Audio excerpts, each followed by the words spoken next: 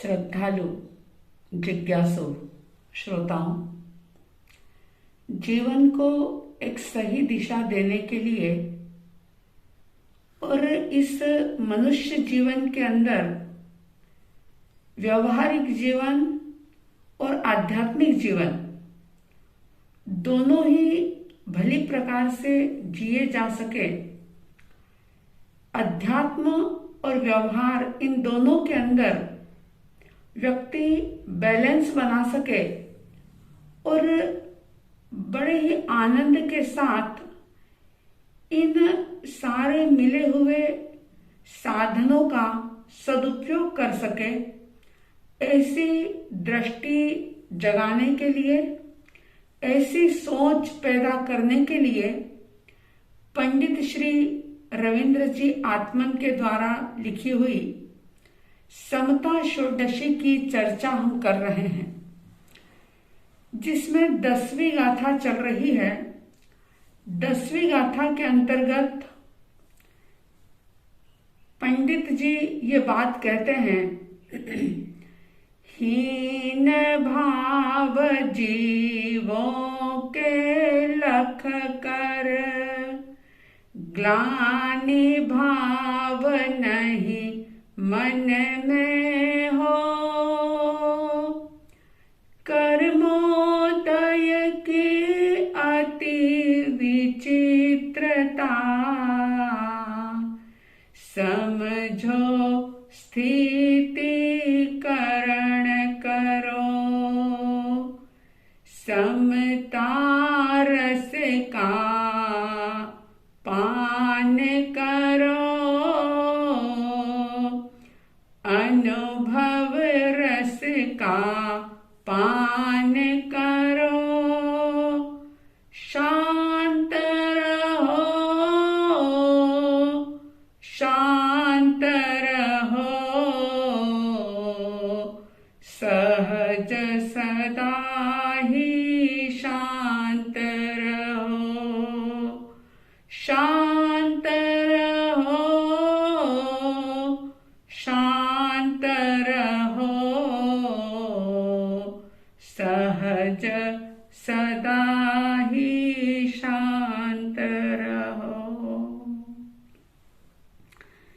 इस गाथा की पहली लाइन की बात हम कर चुके हैं, लेकिन दूसरी लाइन जो बहुत ही समझने लायक है और अपने अंदर जो दूसरे लोगों को की गलतियों को, उनके दोषों को या उनके बिहेवियर को देख करके जो कषाय पैदा होता है, गुस्से का भाव आता है,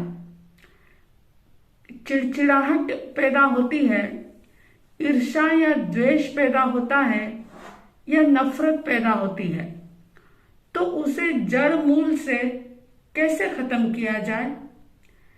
ऐसा कौन सा कीमिया है कि जिससे पापी से पापी व्यक्ति को देख करके भी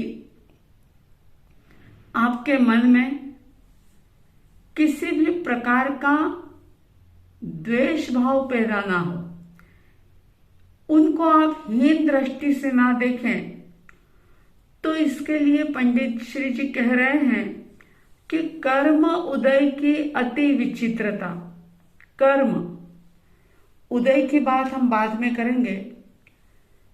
आप देखें, कर्म शब्द से हर व्यक्ति परिचित है और इस विशाल संसार के अंदर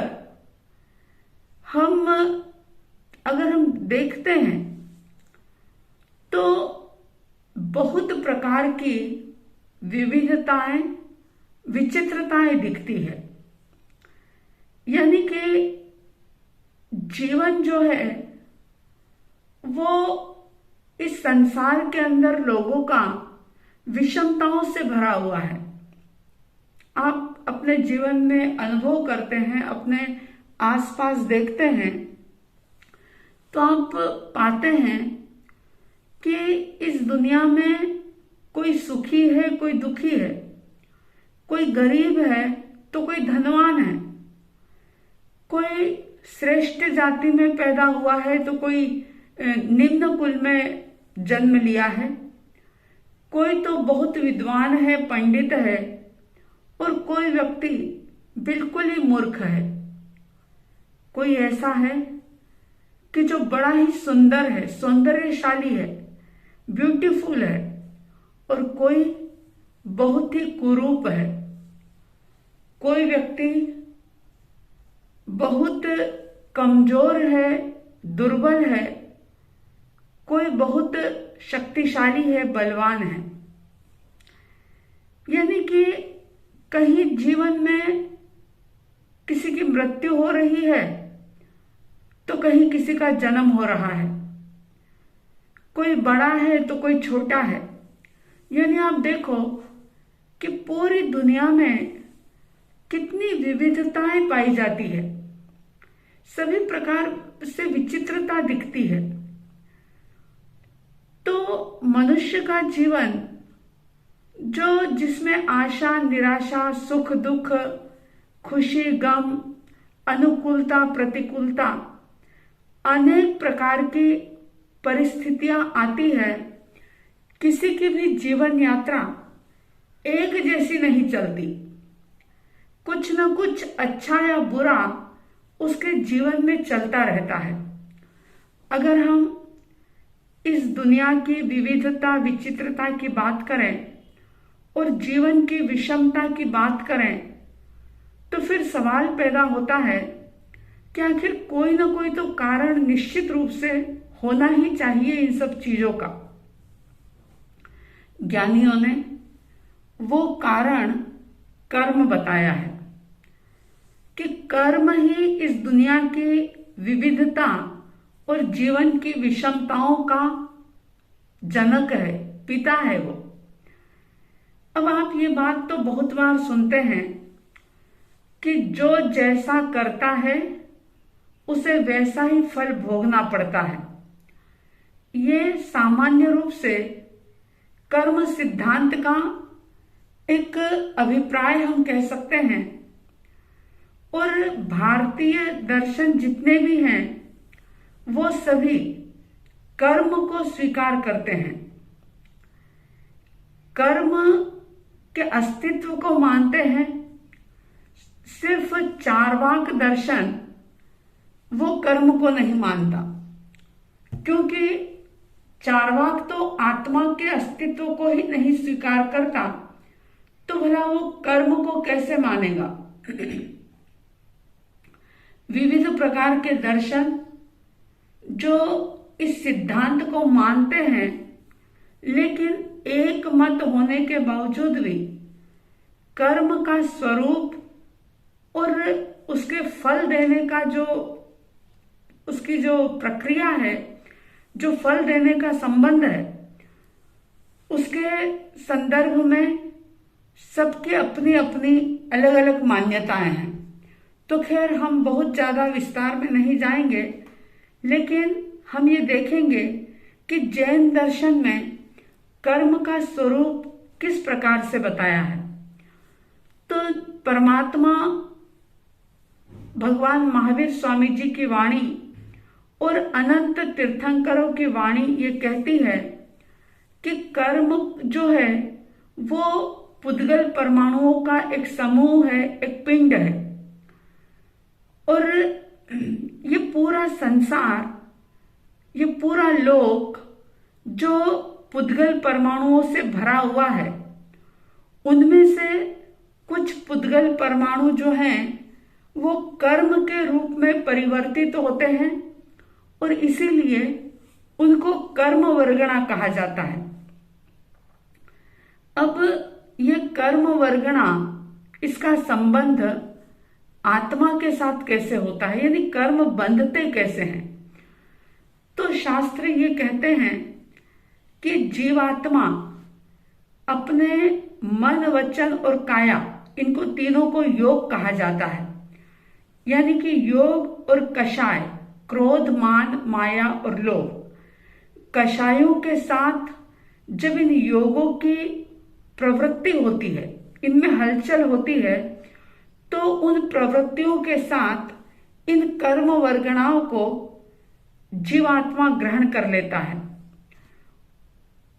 और मन वचन काया की जो प्रवृत्ति है वो तभी होती है जब जीव के साथ कर्म बंधे हुए होते हैं, यानी कि कर्म के साथ जीव और जीव आत्मा के साथ कर्म बंधे होते हैं, तब कषाय और योग इनकी प्रवृत्ति होती है।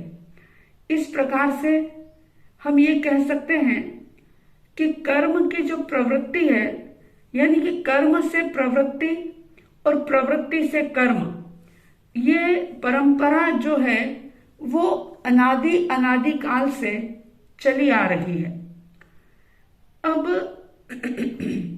वैसे तो ये अनादि काल से है, लेकिन बात ये जल्दी गले नहीं उतरती। ज्ञानियों ने एक बात कही कि जैसे सोने को जब खदान से निकाला जाता है तो वो पूरा ही कलुषित होता है, कालीमा से धूल मिट्टी से भरा हुआ विकारी रूप में होता है। लेकिन अगर उसे विविध प्रकार के प्रयोगों से एक विशेष प्रकार के प्रोसेस के द्वारा उसे शुद्ध कर लिया जाता है, इसी तरह से संसारी जीव जो हैं उनका संबंध कर्मों से अनादिकाल का है। और जैन दर्शन के अनुसार संसार में रहने वाले जितने भी जीव हैं, जो भी आत्माएं हैं, वे सभी कर्म से बंधी हुई है। लेकिन जैसे सोने को विशेष प्रोसेस के द्वारा शुद्ध कर लिया जाता है, उसकी कालिमा को, उसके मैल को हटा दिया जाता है, इसी तरह से साधना के द्वारा, तपश्चर्याओं के द्वारा कर्मों को अलग करके आत्मा परमात्मा बना जा सकता है। यानी कि अगर जीव इस प्रकार का पुरुषार्थ करे तो वो कर्मों से अलग हो सकता है। अब इन कर्मों के कारण संसार की 84 लाख योनियों में भटकता हुआ ये जीव दुखों के बोझ को उठाता रहता है और कर्म से ही दुख पाता है। 3 प्रकार के भाव होते हैं, शुभ भाव, अशुभ भाव और शुद्ध भाव। अधिकांश लोग पाप से हटते हैं तो पुण्य करते हैं, यानी कि अशुभ भाव से हटते हैं और शुभ भाव में लगते हैं। तो पाप से हटे यानी अशुभ कर्म के बंधन से बचे और शुभ कर्म को बांधा। लेकिन ज्ञानी कहते हैं कि अगर कर्मों से मुक्त होना है तो शुद्ध भाव करने होंगे, ना पुण्य ना पाप।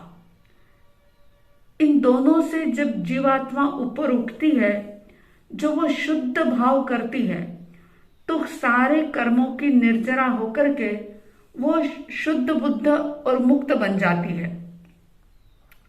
लेकिन इस संसार में जितने भी जीव हैं उनमें राग द्वेष चलता रहता है।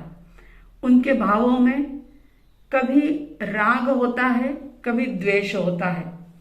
और इन राग और द्वेष से यानी कषायों से ही कर्मों का बंध होता है और कर्मों के कारण से 4 गति 84 लाख जीवा योनियों के अंदर जन्म लेना पड़ता है। जब जहां कहीं भी जन्म लेते हैं तो शरीर मिलता है। शरीर जब मिलता है तो उसके साथ चाहे 1 इंद्रिय, 2 इंद्रिय, 3 इंद्रिय, जिसके जैसी कर्म की योग्यता होती है, जैसी जैसी उपलब्धि होनी होती है, वैसी उनको इंद्रियां मिलती है। और फिर क्या होता है कि इन इंद्रियों से जीव विषयों को ग्रहण करता है और उन विषयों के ग्रहण करने के साथ ही क्या करता है, राग और द्वेष करता है। जैसे आंख से कोई अच्छा दृश्य देखा तो उसके प्रति राग पैदा हुआ, अगर कोई बुरी चीज देखी तो उसके प्रति द्वेष पैदा हुआ। ऐसे पांचों ही इंद्रियों के जो विषय हैं वो ग्रहण किए जाते हैं, और जो ग्रहण किया जाता है उससे फिर राग और द्वेष होता है। इस प्रकार से ये संसार रूपी चक्र में भ्रमण करता हुआ जीव अपने भावों से कर्म का बंध करता है, और कर्म के बंध से ही जैसे कर्मों का बंध होता है उसी के अनुसार उसके भाव होते हैं। जैसे बीज से पेड़ और पेड़ से बीज, ये जो एक प्रकार की परंपरा चलती है, इसी तरह से कर्म से परिणाम यानी कि भाव, और भाव से कर्म का बंध, ये चलता रहता है। और ये कर्मों के साथ जीव का निमित्त नैमित्तिक संबंध होता है। जब अशुद्ध भावों के निमित्त से जो पुद्गल वर्गणाओं को जीव ग्रहण करता है वे पाप रूप में परिणमित हो जाती है। जब शुभ भावों से पुद्गल परमाणुओं को कर्म के रूप में ग्रहण करता है तो वो पुण्य रूप में परिणत हो जाती है।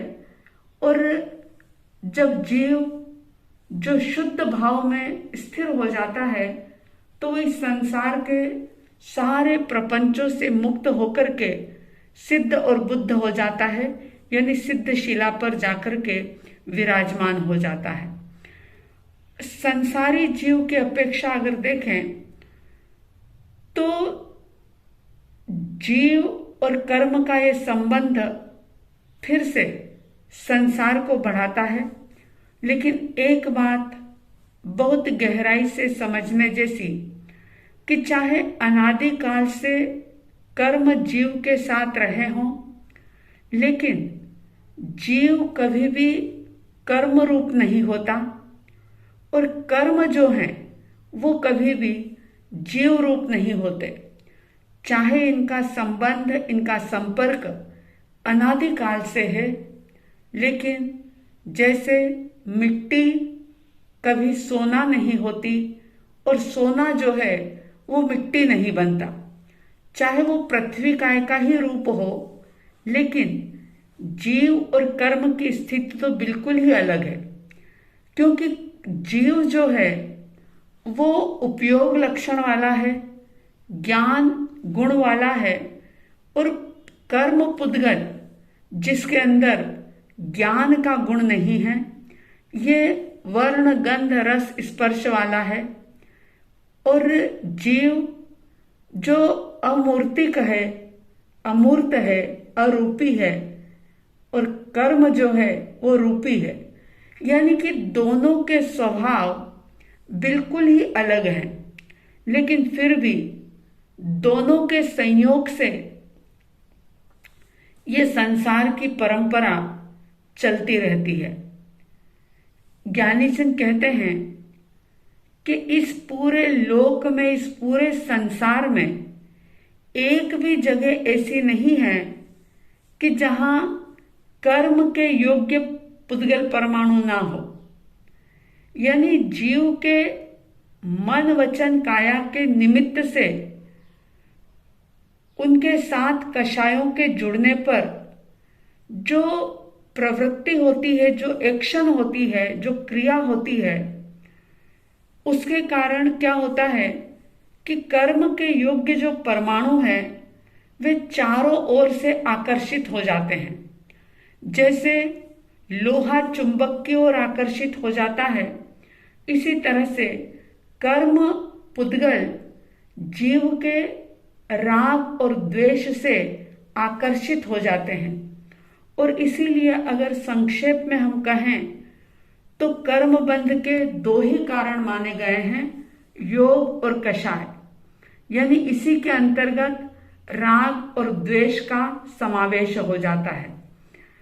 कषाय के वैसे तो बहुत सारे भेद हो सकते हैं, लेकिन मूल रूप से सिर्फ ये कह सकते हैं कि राग और द्वेष यही मुख्य रूप से कर्म बंध का कारण है। जब राग द्वेष से युक्त हमारी कोई शारीरिक एक्शन हो, वाचिक क्रिया हो या मानसिक कोई भी प्रवृत्ति हो, तो ये कर्म बंध का कारण बनती है। और जब व्यक्ति कर्म बंध से बचना चाहता है तो ये बात निश्चित है कि उसे राग और द्वेष से बचना होता है। अगर कषाय खत्म हो जाते हैं, राग द्वेष खत्म हो जाते हैं और मन वचन और काया का योग फिर भी रहता है, तो उससे जो कर्मबंध होते हैं वे बिल्कुल ही दुर्बल होते हैं, निर्बल होते हैं, और उन कर्मों की आयु जो है वो भी बहुत कम होती है। और ऐसे कषाय से रहित सिर्फ मन वचन काया के योग से बंधने वाले कर्मों को नष्ट करने में बहुत कम शक्ति लगती है, कम समय लगता है। यानी एक बस बंधे और निर्जरित हुए, बंधे और निर्जरित हुए, यानी कि उसमें वो ज्यादा लंबे समय तक आत्मा के साथ रहते नहीं हैं। तो हम पहले कर्म के सिद्धांत को, कर्म के जो भी कर्म से जो भी अच्छा बुरा जो भी परिणाम होता है उसके बारे में थोड़ा विशेष रूप से समझने का प्रयास करेंगे। और फिर कर्म का उदय कैसे होता है, क्योंकि बंद होगा तभी तो उदय होगा। और कर्म के उदय की विचित्रता क्या है, और उस उदय की विचित्रता को देख करके ही हमारे भीतर में समभाव पैदा हो सकता है, हम द्वेष भाव से बच सकते हैं। तो हम समय आने पर और भी इस कर्म सिद्धांत के बारे में विशेष रूप से बात करेंगे। आपके भीतर में कषाय की प्रवृत्ति कम करने का पुरुषार्थ जागे, आप राग द्वेष जीवन से बिल्कुल मंद कर सके, खत्म कर सके, ऐसी साध्वी द्वय की ओर से हार्दिक हार्दिक शुभ मंगल भावनाओं के साथ जय प्रभु महावीर, जय गुरु आनंद।